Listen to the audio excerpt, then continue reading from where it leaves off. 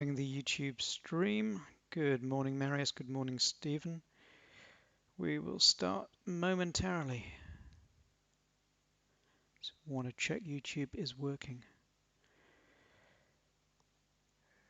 Okay.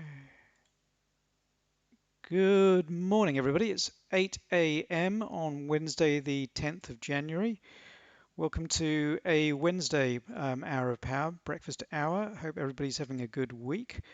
Um, The markets have an unusual flavor in January, and I don't think that would necessarily come up on the back test, so we'll chat about that a little bit later. But let's do the disclaimers first. Okay. All Bookmap Limited materials, information, and presentations are for educational purposes only and should not be considered specific investment advice nor recommendations. Trading futures, equities, and digital currencies involves substantial risk of loss and is not suitable for all investors. Past performance is not necessarily indicative of future results. Okay, and that is the live picture there. I did a screenshot, which was to show these sell icebergs as a target. That's in the Discord channel. The caveat on that, which I have mentioned, I think last week or the week before, is that when you get multiple of these, it reduces the probability of getting this one filled, or in fact getting all three filled. Sometimes it happens. It definitely did happen at the London Open, but it seems to reduce the probability. If there's one only, there's a good chance that the whole thing will get filled and maybe they'll go a little bit higher. And again, I only use these as long targets. I don't use the opposite, which is buy ice, as short targets. Anyway, as the market chops around, and it's on a nice little down run at the moment after it had a stonker high, let's go through the slide show so we can put some context behind what we're going to be watching today during our hour. And there is no real news, so let's do the slideshow. And welcome to everybody, by the way, on YouTube. Let's get that up and running. Yeah, good morning, Chris. Good morning to you. Okay, so let me get this microphone smack bang in the middle as well. I'll try and speak slowly. As you can see on the news, I'm pretty sure that is there. Let me just check on YouTube. That's showing. Yes, it is. Okay. There is some news at 10 and 10:30. This is Eastern Time, New York time. It's the final wholesale inventories and crude oil. They're both in the yellow, not the orange or red, i.e. the lower priority importance. So we'll take those with a pinch of salt, whether they'll add any volatility. And note that there are no economic releases during this hour. So we're just going to get the usual just nighttime games or breakfast games, but nothing news related, I expect, in this hour. So that is the news. Let's move on. Okay, right. The ES daily, I put this on the candlestick. Sometimes I do, sometimes I don't. Again, I'm not a candlestick trader, but sometimes it's nice to see the tails of a rejection, like the rejection at the low there. What is important here is that on the daily for ES, which is what this chart is, that we got down to that previous high and that we strongly rejected, and we had a very strong Monday session trend up day. That has taken off, or the couple of days since Monday and Tuesday have negated more than 50% of the rally. You can just do a mental estimate just looking at that chart. So that is important. And the next one, which is the NQ, even stronger. I'd say definitely over 50%. Since the NQ really led on the way down, it is interesting to see how strong it has been on this way up. So all bearish thoughts we had of having a really, really bearish month are currently out of the window. So the better trades this week have clearly been longs. Monday was one of those days where if you'd managed to get in early, you could have just left your trade on and gone and had 15 cups of tea or coffee and come back and you'd still have been absolutely fine. So it was one of those trend days. So things have changed basically this week is what I'm saying. If we have a look at today's ETH session, you can see this great big rally up and through the yesterday high in Nasdaq and up and touching or just taking out with an upthrust yesterday's high in ES. So it's just showing you that they've got quite a bit of range, and that the usual dance routine, which was chop around or go down slightly in Asia, and then when London or Germany opens, they firstly tag settlement, and then they have a really, really good rally. And this one went all the way up to yesterday's high. And I just want to talk about that on January, and I'll do that after the slideshow when we get onto the TPOs. So let's keep going. Right, this is yesterday. This is the RTH session across the market. I just want to point out NVIDIA and Apple, I suppose. NVIDIA in the last few days, remember during the big down move at the beginning of the year, NVIDIA was one of the culprits. It really sank. But in the last week, it's back up, I think, nearly 8%. So one day is nearly 2%, but over the week, 8%. So the AI-fueled rally from last year is well and truly back afoot. Apple had some antitrust downgrade issues at the end of last week, but they had some good news on Monday before the market opened. They announced their Vision Pro, this new semi-virtual reality headset, and that seems to have contributed to the good feelings all around in the tech sector and the bullish moves we've had this week. So just bear in mind those two stocks there. I mean, you can see all the other ones in Amazon, etc., but those two really have been the flavors driving the market down and now up. And just a quick look at the relative volume, so you can see we've had 100% plus all day, and you can see in the ETH range, ES has had about 3/4 of its range, Nasdaq's had 5/6, but 100 points in ETH so far, that's very, very good, and it does mean some tradable type action. Okay, let's finish that one, and let's go over here. And whilst ES has now had a little turn or a spring, and it's now moving back up again towards those three sell icebergs, we can look at the TPO, and we can talk about January as well. So if we get to the TPO, and I might need to squish this one in. So this is the trend up session. I mean, let me just draw that. That's the Monday trend up session in ES. Oh, it's got its automatic timer thing, which is very annoying. So let's draw it again. That's the session there. So there's something I do want to point out, and this is actually directly related to it. Both in ETH and in RTH in January, it's still disappearing on me. Let me see, why is it doing that? Okay, we'll try and draw it one last time. Let's hope it stays there this time. In ETH and RTH in January, the markets, although we don't have much less depth, i.e. thinness, in the actual order book than we do in December in the lead up to Christmas, you get very, very different moves. If you do sort of random back tests of January and you look at ranges and stuff, this would not become totally apparent. You've actually got to live trading regularly in January to notice that this can be a completely evil month. And by that, I mean that they really use this lack of depth of the order book to make huge moves. So I think it was a couple of years ago, 2 or 3 years ago, when there was a big, big down move through most of January. They had some stellar days, where it went down 3 or 4%. It's strange because it's not much thinner than December, but it's just they choose this maybe because they've wrapped up their end of year books and they're working on a new year. This is the big guys I'm talking about. They just seem to choose January to have some of these huge moves. And bearing in mind, if I draw over here just under these TPOs, so the market is either doing that, which is balance, that kind of action of balance, or it's going up or down, right?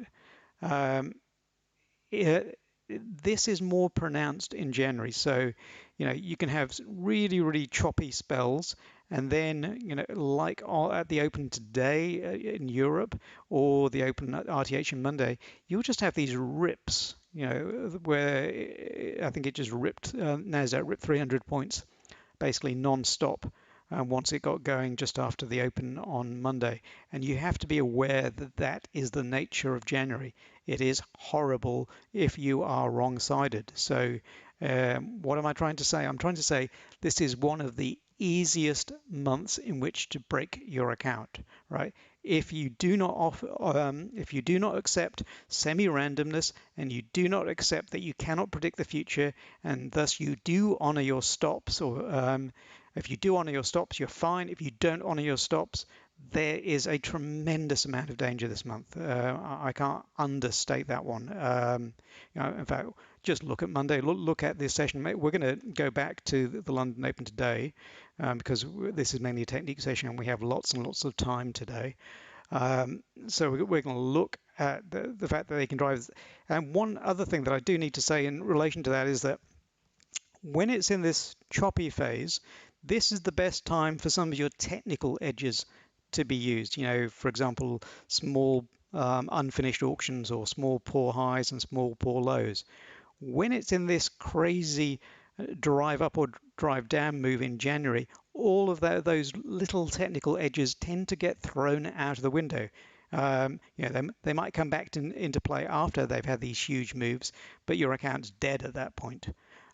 So you just got to be aware that once these moves start, don't overstay your hand if you're trying some of your own technical edges, which you've done some good back testing and have worked well in choppy sessions. They're not necessarily going to work well in January. And if you are a day trader, unfortunately, you have to experience all the different types of markets that you're going to have to trade in. It's not one type of market, so this one is quite different. Anyway, that's my rant for this morning, so let's just get rid of that and let's look at the TPO properly. And what do we want to do here? Let's just blow up yesterday's RTH. So this is one of the things that we would like to point out, which is that the afternoon session is essentially this, right? This is the ES afternoon RTH session, and if you look at, you can see that there's not really a balance. I mean, it's like a double balance, double distribution in the yesterday's afternoon. But if you look at what value that gives you for the ETH session coming into this breakfast hour, let's say we cut off this ETH session around about 8 a.m. New York time, basically the time I start talking. But if you'd have been practicing looking at what kind of distribution that is or was in play in the afternoon session of the RTH beforehand, that often gives you a lot of guidance, both in terms of how far the range can get extended and, where are the likely edges or boundaries in that. And obviously it helps if it's a really lovely distribution, more like that. But this one, again, it can work even when there isn't such a beautiful distribution. So that's just something to bear in mind, that's something that I do talk about regularly, but it does come up regularly, and it's one of the reasons why, if you're waking up and you're doing your prep and you're trying to trade Asia or Europe, it is worth doing your homework on what happened in the second half of the RTH session. Okay, let's get rid of all of that and reset that chart.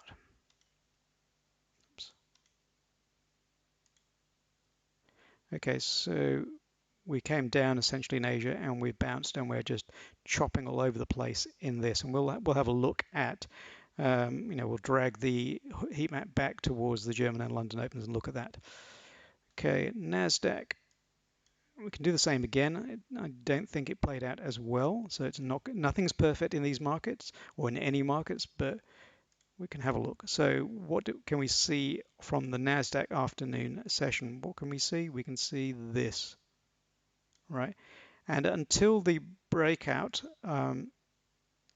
past yesterday's high, that's where it did play. And then, with these extended moves you get in January, it went on a run and kept going for quite a bit further. And again, if you're not honoring your stop, uh, you can suddenly rack up a huge negative balance on your account. So just bear in mind that this can give you some guidance, but it doesn't necessarily mean that they're going to turn around there. Even though we're back in this yesterday afternoon balance now, it went a lot further. And let's expand this. So ditch that, go back to this, drag it down a little bit. So if yesterday's high was around about that 16.8, 16.868, yeah, it went up another 50 points. That's enough to cause real damage to you. And by the way, I do apologize. I've forgotten to change the settings of the font in the heat map. So for some people, it wouldn't be very legible. My apologies. It's probably the second time I've done that this month. There you go. So it's all should be all legible and easy to read for everybody now. Okay, let me just check. There's no questions. Oh, wow, somebody's come over from Uganda. Well, welcome to the YouTube channel. Yeah, this is not one of those scammy channels. This is a channel where we accept the randomness, we accept we can't predict the future, and we just try and do the best job that we can in light of that. So that's what this channel is really about. So let's reset all of that. Okay, so all the levels marked, the basic levels and things like the gap will appear automatically in the cloud notes column of the heat map. So if I scroll all the way up, you can see that gap up there at 16,940, and you can see some heavy liquidity on the way to that gap. If we are in a really bullish phase now, as it looks like we are, then sooner or later we'll get there. Not necessarily today, but sooner or later we'll get up to that gap, most likely. Again, we cannot predict the future. Okay, so I think this is one of those occasions where we do actually have a chance to, we'll spend a couple of minutes firstly looking at where we are now, and then let's go back in hindsight and look at what was available and the types of trades that would have been around in the first couple of hours of the German or the London Open. And also, because it's a little bit slow, this is also a good session for asking any questions that you want, if there's anything in particular that you want me to cover. So yeah, there's 2 points I've covered already, which is just the nature of January, just with these extended moves or heavy chop and then very extended moves. So it's basically accentuating what you might see in a normal month, but the thinness making all of that even worse and harder to trade than it ordinarily would, unless of course you're lucky and then you think you can magically win every trade. Whereas the rest of us are more accepting of the nature of what trading is really like. There's something else as well that I do want to cover when I'll get to that a little bit later, which is just the types of order. I know previously I've stressed that most of my trades in ETH in NASDAQ have been market orders. I'm going to go through all the types of orders that are available to us and talk about some of those just in case some people don't use them and why it might be worth researching whether any of the other types of order other than limit and market might be useful to you in trading a thin market like NASDAQ in ETH or even a thicker market like ES in ETH. Okay, so I think the first thing we can do is drag back ES. So let's start shrinking it. This is the unfiltered heat map, and just quickly recapping the columns. There are no dots. I've stopped making too many comments about them. Feel free to put volume dots or delta dots on your own heat maps. I just choose not to. I've got lots of tools for looking at volume, and I prefer looking at naked heat maps. Right, so let's go back. So we've got a chart volume profile on the left. You've got a delta profile on the right, which is simply the ask volume minus the bid volume. You've got the order book on the right of that, which is just the numbers in the order book. And you've got cloud notes, which is every shaded level that I drew by a rectangle on my TPO, in either ES or NQ appearing over here. This is the ES one, and for NQ it's over there. So that's what these columns are in a nutshell. And the silver gray line is just price. And because Bookmap goes down to the absolute millisecond, several nanoseconds, we can see all those sweeps and every other nuance of the price action really, really well in Bookmap, and for this purpose, it's even clearer because we're not obscured by any dots. Okay, so I have scrolled too far, and let us get into here. Okay, right. The first thing I want to highlight, and I'm just going to drag this across so you can see 1 o'clock a.m. New York time. So this is before the German Open. I'm just going to show you when a couple of buy icebergs appeared in the market and the type of action to get there. So the very first buy iceberg appeared here at 151. So that is the pre-open for the DAX. So it's the German pre-open. By the way, we can watch the live action over here in NASDAQ, and you can see this heavy liquidity. This is the filtered heat map. So this is only showing static orders, and you can see this block of liquidity at T+1, which is yesterday's settlement. So you can see price chopping its way back down there. Anyway, the first thing I just wanted to point out was something that I've stressed that I don't trade because I've never seen a particular edge in it. And this is these buy icebergs being used as targets for any kind of short, right? Remember when, if I scroll back, when there was any of this kind of action, and if if this has a name, it's of a price action, it's obviously a head and shoulders. You've got a shoulder, you've got a head, and you've got a shoulder. That's all hindsight stuff, so it's completely irrelevant. Ditch all of that. Go back to this. Okay, so when this first appeared,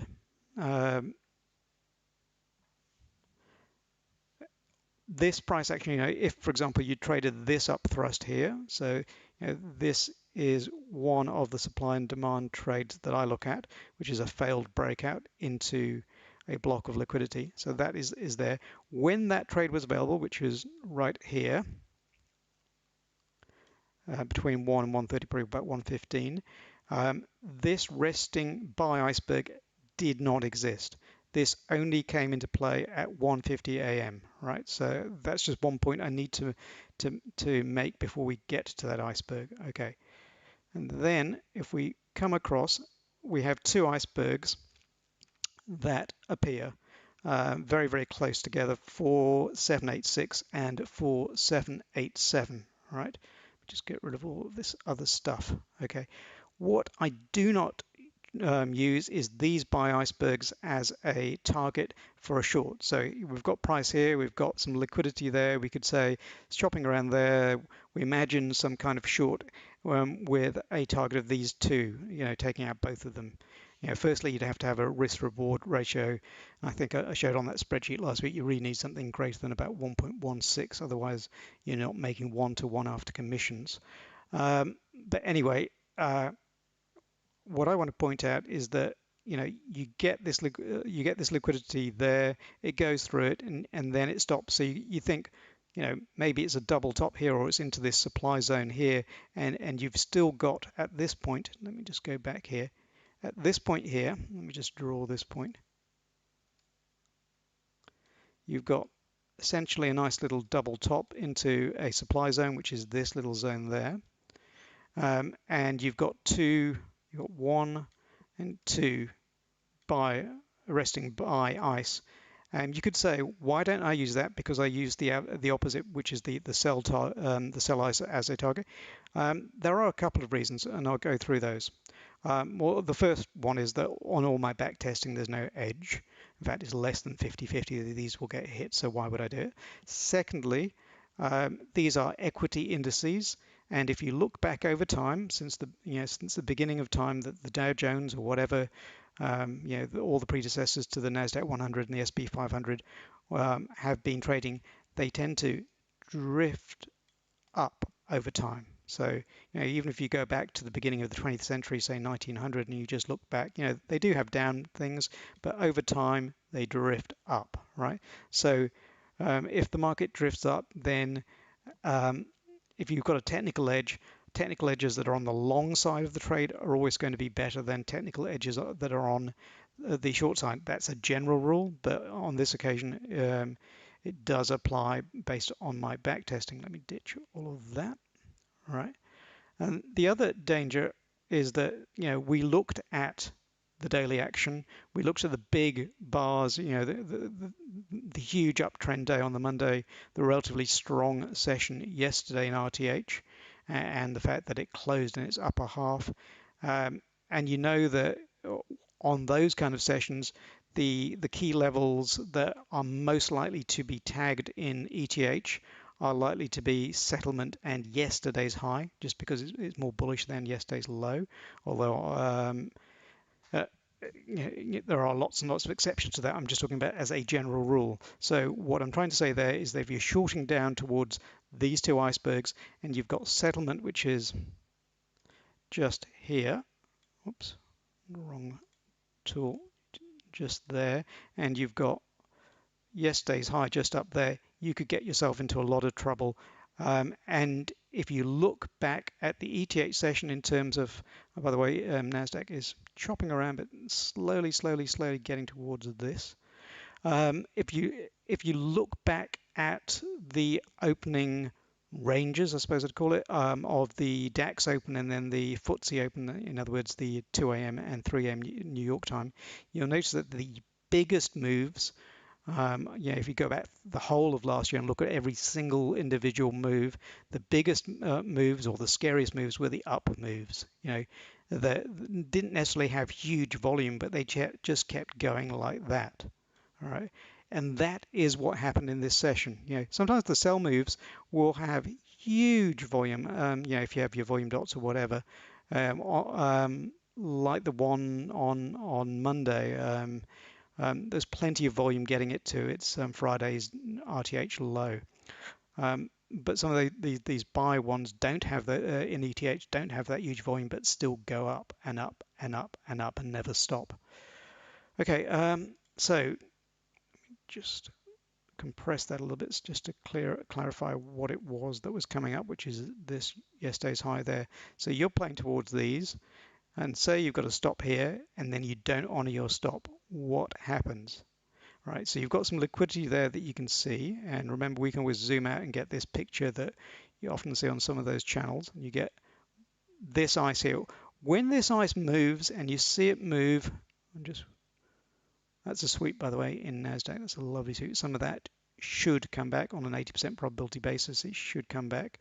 Maybe not all of it, but it should come back face in. The only negative of that is that we had a sweep down and now we had a sweep back up. So I'm not sure whether all of it will come back. Anyway, I'm talking about two things at the same time like I did the other day, and I must stop doing that.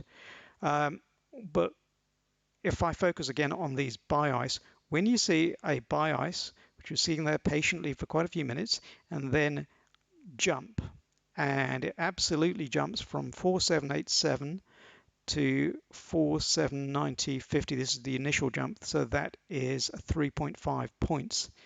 That is a strong indication of which side to be on. Okay, so there is edge. There is no edge playing towards these on the short side that I've seen, but when they move like this, that I have seen is a strong indication of immediate current direction. Not necessarily going to last forever, but on this occasion I think it lasted for a good 30 minutes to an hour. So then if you go through what happened, now we have something that does have an edge on the ice side, these two, these as targets, right? And then a third one. I get a bit nervous when I see three of them because it reduces the probability. If there was just one there, the probability is over 80%. I believe that it'll get tagged or within one tick of it being tagged. But when you see three, that goes down a bit. And then we just watch what happens. If you're going to play towards them, you don't just put on a limit or a market or whatever, and we're going to go through those order types in a bit. You wait for some setup, and if we're looking for a setup, here is a good example. This is a spring. There is no great big liquidity bank there, and now NASDAQ is going the opposite direction from that. So the fact that you had this sweep there kind of negated this sweep over there. So I hadn't seen that sweep there when I started looking at this one. So I was being blind. Sometimes you have to look a little bit further to the left after you see a sweep to make sure that it isn't just a reverse of a previous sweep, which it was on this occasion. Anyway, so these are the targets, and this is the entry, which is a nice little spring and a tester spring. So you've got 1 and 2. So you could have either got in there or you could have got in there. So you got two really good opportunities. You had Nasdaq really strong at that time, and you had some resting liquidity being magnets up above. Now that is a good setup, regardless of the fact that we didn't have nice heavy liquidity protecting us. So let's ditch all of that again. And we're just seeing what happened. And then they absolutely ripped up. So I'm just saying that if you backtest this, and you can only backtest it on one platform, and I'm not here to try and sell or spruik anything, but I can't find a platform that you can backtest this in a way that you can do with replay in Bookmap. I'm doing a static replay now, but you could do exactly the same thing with a replay of a session that you've saved, i.e. recorded in Bookmap. These MBOs will appear. To my knowledge, that's what happened to me the other day when I did replay them. They all do appear again. So you can see these and you can make your notes when you're replaying a session much later. So that is a good indication that it's likely to continue up. You've got this lovely liquidity here and it rips right through this. You do not know it's going to do that, all right? You cannot predict the future. All you can know is that it is likely to take out these resting ISAs, and then if you've got something left after you've hit your main target, you trail it as long as you can. Okay, on this occasion, if we keep going,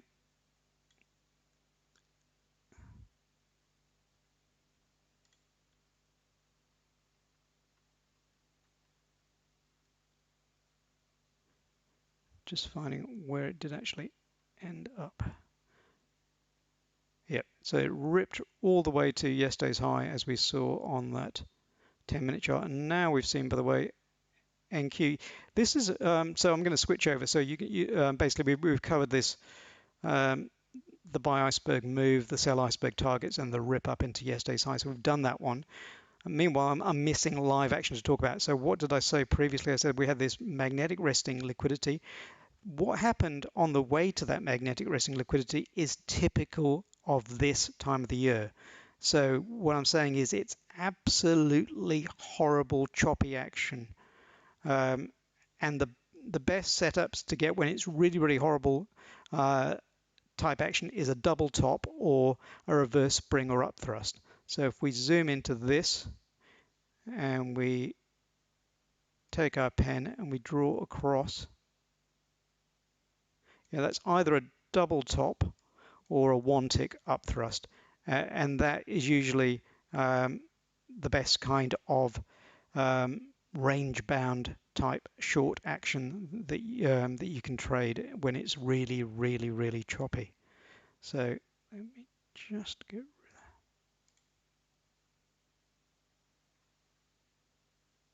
that. And even that, if you'd have taken that,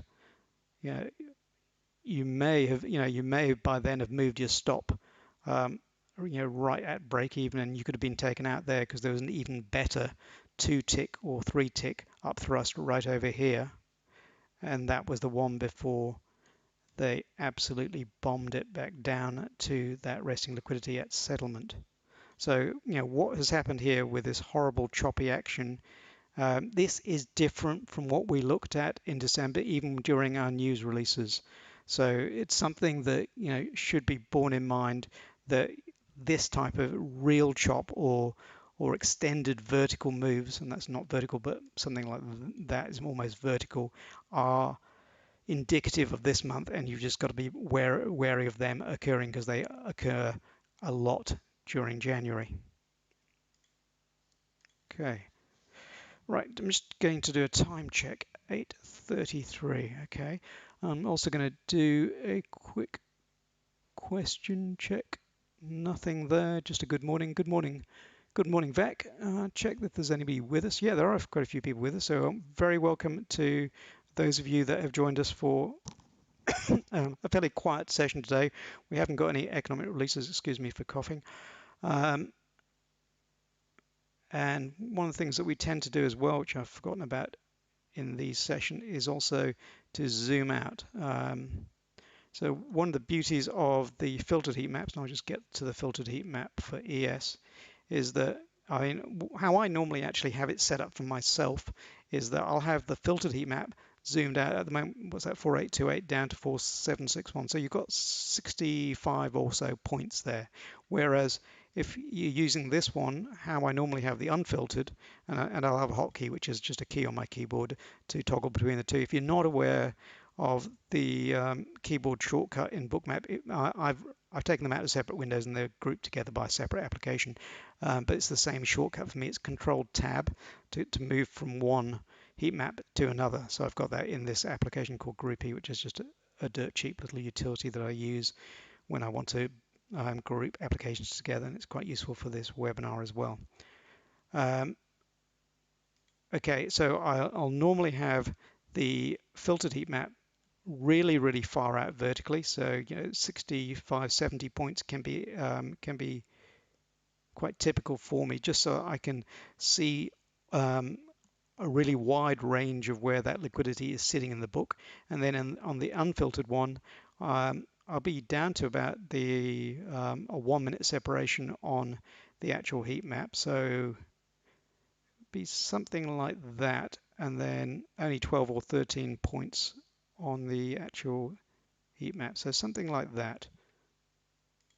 And then on this occasion, because it's relatively dark in the middle, I'd increase the liquidity a little bit just so that it was more visible. This is more for a second-to-second entry stalking purpose, and this one really is a completely different time frame type of view, and it gives you a much bigger overall snapshot of what the market's been doing during the day.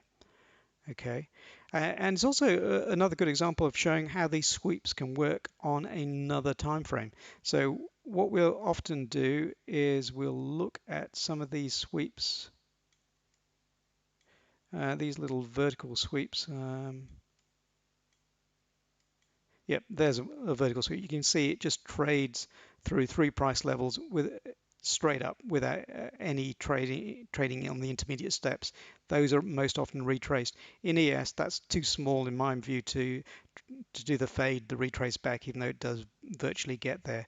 But you can get some really good examples in ES and some amazing examples in NQ. But essentially, that's how I like to have them together. A lot of people do like the dots. So, if you were scalping, one of the ways of doing it is to have the volume dots visible. And if you have it on this kind of time frame, which is 5 minutes or so, with a 1 minute separation, those volume dots with the pie showing the delta separation, you can see slightly more buyers or at ask than at bid on that one, and lots more on that one. They're quite visible at this time of the day. I mean, when you get into RTH, you'd have to, you'd have to zoom right in for those not to be annoying. But I mean, that's not too bad. But I hope people can understand why I don't ordinarily show them, because we don't normally watch the market on a second by second basis like some of these YouTube people present. Okay, but I can leave it on there for the rest of this 30 minutes. So that is how I normally have it. This filtered heat map I find most useful for NQ. I find that the magnets are really effective in NQ, and the sweeps are also just as visible on this zoomed out heat map as they are on the unfiltered one. If we go into the unfiltered one, I've said before, you've got these algo bands which make it very hard to have a zoomed out picture, and you really have to zoom right in to select 2.5 minutes, maybe even like that, for them not to be painful to the eye, and painful in the sense that they don't interfere with what you can perceive. And remember, when we're discretionary traders and we're using things and we're using our discretion, Adam Grimes, who's one of my mentors, said that the more color or the more things that you put on your chart, the more that your visual acuity has to perceive. In other words, the less you put on your chart, the better in terms of actually discretionary stuff, because it just means you have too much to look at, too much to process with your brain. So that's another reason why I don't often put those dots on for this purpose. Okay, right. Education time, or just another little chat about something that we ordinarily do on Wednesdays. So where have I got it? I've got this. Okay, and we can keep watching this live. Yep, we can keep watching ES over here, and we can talk about this action over here at the same time that we talk about each of these. Okay. And before I go through all of these, I just want to highlight again to people why it is, and let me just go back here, um, how vicious NASDAQ can be to get a limit fill. So what am I saying? I'm saying that there is a lot of vertical and semi-vertical price action. And remember, this is Bookmap, where you can actually scroll down to the near nanosecond. So that, if you're trying to get a small short, I'm just doing an imaginary example here. It's very hard to get a limit fill. And if you get a market fill, you might be a point and a half down. I showed some results of the Apex thing that I did a couple of weeks ago. Right, for most of the week and a half that I did that one, I entered at market, right, and the fills were absolutely dreadful. And this is why we're going to go through those order types in a second. And when I say dreadful, I mean that. Let's give an example here that I might try and enter market here, which is 82700, and I would get filled at here. So I would be getting a spread from Rhythmic Apex of two, oops, sorry, that's a very bad 2 points, right? Which is minus 8 ticks before you even, before you even give your trade a chance to work for you. So you're right at the get-go, the very, very start of your trade, you're down 8 ticks. And if you don't believe me, try entering at market when the NQ is volatile or really thin like this during a European session, and then I think you might believe me. So that is not necessarily the best way to go forward. Why did I always enter at market, right? In terms of where my scalping origins come from, I've done a lot of scalping in other products. I've scalped ES, and I've also scalped a lot on crude oil futures, right? With crude oil futures and the scalping strategy that I pursued, you had to enter at market, and you normally had a spread of 1 tick, so it was entirely viable. I'm talking about it was really this breakfast hour. It was from about 8 o'clock till about 10 past 9, just yeah, through the crude open. That was the kind of time, maybe a little bit before 8 o'clock, but maybe 7:30. But the market entries were about 1 tick wide via spread. But when it's -8, um, that is huge. It's absolutely huge. And that also impacts how you get out of this trade. So yeah, without further ado, let's go through some of these market orders and talk why it's worth doing some research on those to find different ways of doing it, especially if you are interested in any of that prop challenge, rhythmic semi-sim stuff, or is sim really. And they may well approach. I don't use rhythmic for my live trading. Um, I use another service, so.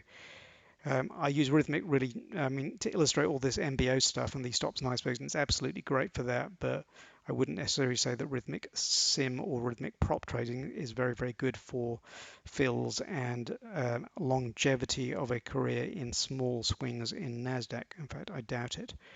Let us move on. Let me just get rid of all of that. Okay, so let's go through some of these order types. Where are they? Okay, so um, I'm going to say some very, very, very obvious stuff when we quickly skim through this list. And I'm not going to talk about all of these different types, and there are more, and I know there are more, but I'm only covering a few of them because one, we've got limited time, and two, some of it's not overly relevant, and some of it's really more about targets. Once you're in a trade, then necessarily getting into a trade, which is what I'm really focused in on this discussion. Okay, so what did I say? Let me get my pen again. I said that the most frequent entry that I've been doing for scalping, especially in crude, is market. So if you've got here we have market. So if I was in ES right now and I was buying, I would be buying at 4792 because that's where the sellers are, right? That is not necessarily true in Nasdaq because the spread is so wide like that. So with a market long, it should be where the lowest at ask price, i.e., where the sellers are willing to sell, the cheapest they're willing to sell at. With Nasdaq, because it moves in a fraction of a heartbeat, you can't actually watch this because it will have moved already. So I could have said, oh, it's at 4792, but with Nasdaq, it would that seller price would already have moved about 15 times in about 2 or 3 seconds. So um, it's hard to say it's the price at which the sellers are willing to trade at, because Nasdaq, it's the price at this absolute instant in time. But do I actually think that is the price that you get filled on those prop challenges? I'm not so sure. I'm being a little bit cynical, but I'm not so sure. When I watch the DOM, so if I'm watching the DOM in Bookmap or in Sierra, wherever I'm doing, and I've watched it for absolutely years, and I'm talking about for MES and MNQ and ES and NQ, the most I ever see in terms of spread, other than during a frantic bit of news, is 4 ticks, right? That does not explain, and it's usually 2, sometimes 3. This is Nasdaq. This is not ES. In MES, because it really is, it seems to have as much liquidity as ES these days. It's really 1 or 2 in ES, MES. So it doesn't seem consistent with getting a market a market fill where you're -8. So why are we going through this list? To talk about other ways you might get in to reduce the fact that you're down 8 ticks within 1 millisecond of entering into a trade. So let's focus maybe and go and keep talking about this.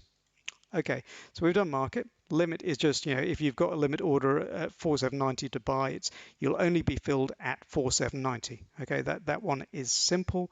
A stop is it's either a buy stop or a sell stop. That's normally at market.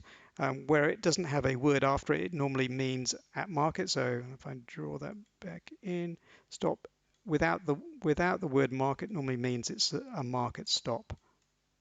So a buy stop, if we're here at 47875, a buy stop at 4791.50 means that you'll enter a market order when price gets to there. Normally, if your platform is fast enough, you will get in at that price. Sometimes your platform or the market may be too fast and you'll get in at the next price in ES. In NASDAQ, if you enter into a market order for when that comes up here, you could still find yourself -4, 5, 6, 7, or 8 ticks down. So that's what a stop is.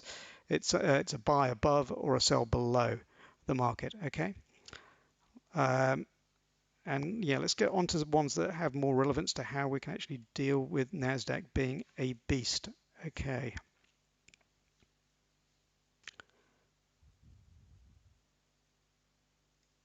The next one is, I'm just going to highlight the ones that that have some potential here.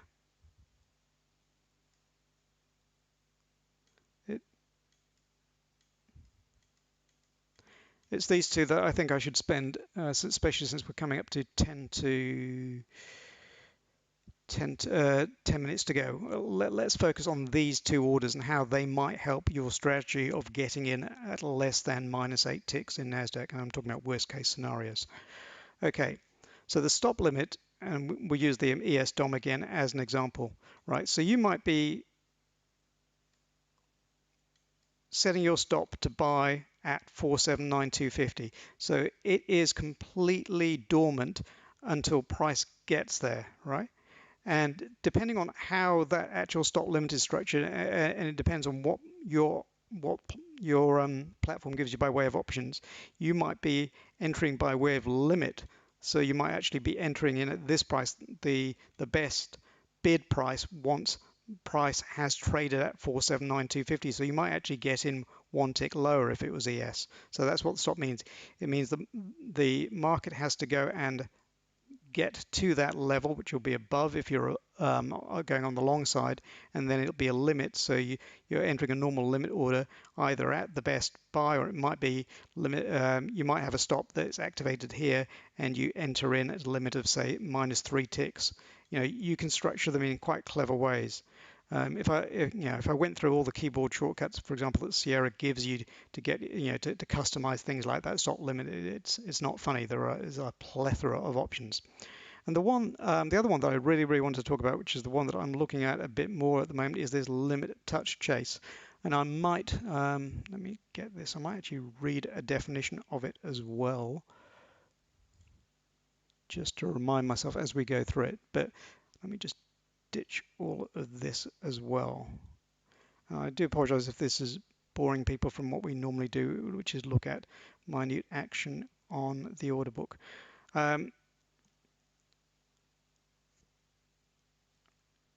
A limit touch chase, if you're on the long side, and imagine this is NASDAQ, and so NASDAQ is doing this kind of action, right? And say you are interested in going long when it gets to there, right? Your problem there is even if you are waiting patiently there and you're right there, and it gives you the exact set of triggers or single trigger that you're looking for, and you press your market button, you might be long there, right? So you might be long there, and price may really still be around this bit. It's just the nature of those fills in NASDAQ. What this limit touch chase does, and there's a couple of really good videos on YouTube about this, so please feel free to Google about this specifically, or go and read up about it as well. Go and read written pages or text pages; they're just as good. Is that once price touches this level that touches this actual level that you're watching, or that you've set it as your limit touch level, it will quickly chase. So you can say, if it touches this price, let me chase, say, up to 3 ticks, right? So that you will then get a limit order, 1, 2, there. So that will either get filled there or there or there. So that the worst that you'll be filled is, say, 2 ticks above your, ideal price. You might get filled at that ideal price, but the platform will quickly, as in instantaneously, move your limit order from here to your limit order to being there, to being there, to being there, so that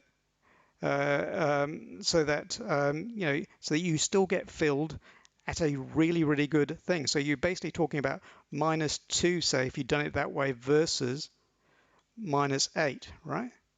And you may say, well, I had a great entry. It's a great, it's going to go miles. But the nature of this market is it is choppy and it is random, and that -6 tick difference might get you in terms of your stop. It might get you in terms of not getting you the R multiple target that you want to achieve. Just that 6 differential in ticks. So that's why it can be so useful, and why I'm encouraging, I'm not recommending, because I don't recommend anything, but why I'd encourage people to spend some time to research the different types of orders that are available to you to deal with really thin, nasty, choppy markets, especially when we're in this January phase. So that was my quick version of that. And as CMJ has just said in the Discord channel, you can also use it for your target. So say you got in here, so you got some magical price here, right? And you're targeting up here, right? And price grinds its way up there, right? And you want to get out with your sell here, right? But price immediately rejects that like that. So you could have that as your target, so that you could say, I'll have a limit touch sell chase, or a limit touch chase sell order here, right? And the maximum chase is 3 ticks, so that it touches the sell iceberg, immediately rejects, goes straight through 3 prices, and you will hopefully, if your platform is fast enough, you'll either be filled right where you want to be, or the next level, or next level down. So the worst you will be off is 3 ticks off your desired target level, and that's how you'd use them both as an entry mechanism and as a target mechanism. And again, I mean, there are two things. I mean, there are lots of things that can kill your trading, right? But two of those things will be commissions and slippages, right? And slippages is a for I mean, whether we acknowledge it or not, there is a level of manipulation in every one of these trading markets, and I'd be rather surprised if there isn't some level of manipulation in terms of the poor fills that are achieved in some of these prop challenges. But it is perhaps me being a little bit cynical. Um, but that is my experience from those 8 days that I did that challenge for.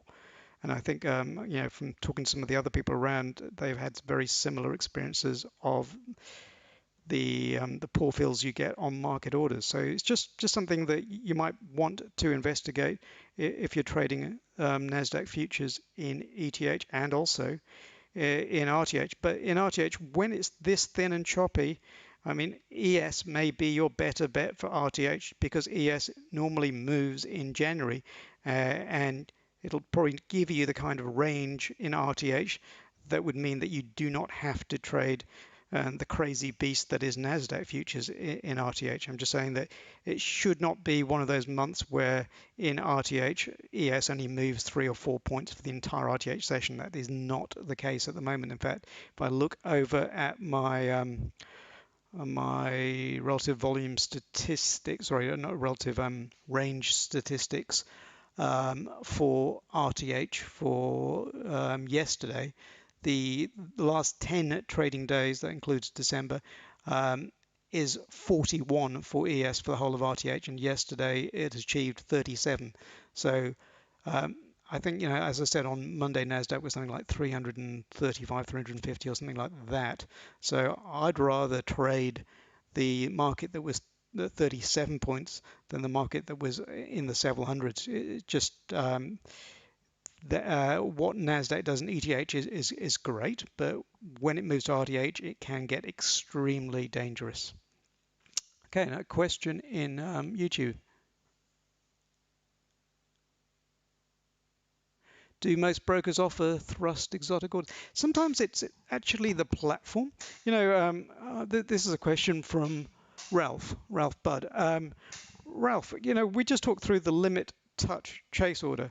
As far as your broker is concerned, I'm giving Sierra as an example because I can enter it on Sierra and I can do that description straight off Sierra for you. But your broker will only know that you entered by limit. He or she or they will have absolutely no idea that you used what you call an exotic order. In terms of the brokerage, it's just a simple limit order. What they would have seen, if they'd watched you like a hawk, was that your limit order moved instantaneously through 3 ticks to make sure it got filled as a limit order. But it's still a limit order. It is not anything other than that. So, if I'd have had time to go through all of the different types of orders, I mean, most of them are, if we look across at Nasdaq, there's only two ways you can enter here. You can enter at market or at limit. So a lot of these exotic orders, if not most of them, are just convoluted or clever ways to get the best price possible at limit. And they're structured in such a way that they use a slightly algorithmic or programmatic approach to get you that best price, okay, or the best price that would be available for you given the light of the beast, the choppy market that you might be trading. I hope that answers your question. T46, what are my dot settings? I don't really use the dots T46, but I'll show you what's in ES. I mean, I put these dots on because if I was using this more as a scalping platform, and I think I explained that with NASDAQ T46, I'm mainly looking at it on the filtered heat map. So I'm looking at it like that. And a lot of the time in ES, I'm also looking at it like that, right? So the dots are only going to obscure things. But if I was going to use this on a 1, 2, 3, 4, 5 minute basis, so the entire span of the heat map was say 5 minutes, yeah, I'd have these kind of dot settings, which are, let's have a look at them. Wrong thing. Let's have a look at the right one. Okay, sorry about that. Okay, so on this one, I've turned off all the clustering. So there's no clustering. Um, yeah, I don't fully understand the algorithm, and I like understanding algorithms. I love coding, so I like to understand any form of smart clustering or aggregation. And if I don't know exactly what it is, I don't tend to use it. But this is just filtering it down to only 50 displayed volumes. So there has to be 50 volume in a dot for the dot to actually appear. And these are volume dots, not delta dots. And that's why you get this little pie segment, like a pizza, on each of those dots. Um, the problem that you're going to find is that as we get into RTH, and let me turn this off. Let me show you what I mean, rather than anything else. So you can see the whole of ES there, and again, maybe we should just blow it up so it's the entire thing. Okay, so you've got it, and we'll zoom out. As I go down, and we get more and more and more and more and more and more of these dots. Whoops. And I keep going down, I keep going down, I keep going down. I'm going down all the way to 1, and these are volume dots, right? And we can always turn them onto delta in a second. I lose perspective on what it is that I'm seeing. And what I was saying was that when I'm a discretionary trader and I'm trying to see something rather than being a purely objective or algorithmic trader, um, I need whatever it is that I'm looking at to be absolutely crystal clear. And I find that in that filtered heat map, when we zoom out and without the volume dots, that is pretty darn clear to me. But when I'm having a look at this, I'm not 100% sure, or I'm not that sure of, on this little upswing here, it looks like most of it was buyers, but that's just me saying that. I get that information from the delta column or the volume profile column, which is the total volume. I get a very, very good picture. So, if we zoomed right out on this one, you could see, get right into this one, you can see that this is nearly all sellers, or vast majority of sellers on this little section of heat map. But I'm not necessarily getting as much clarity from the dots itself. Sometimes it really helps when you see those huge trades coming in there.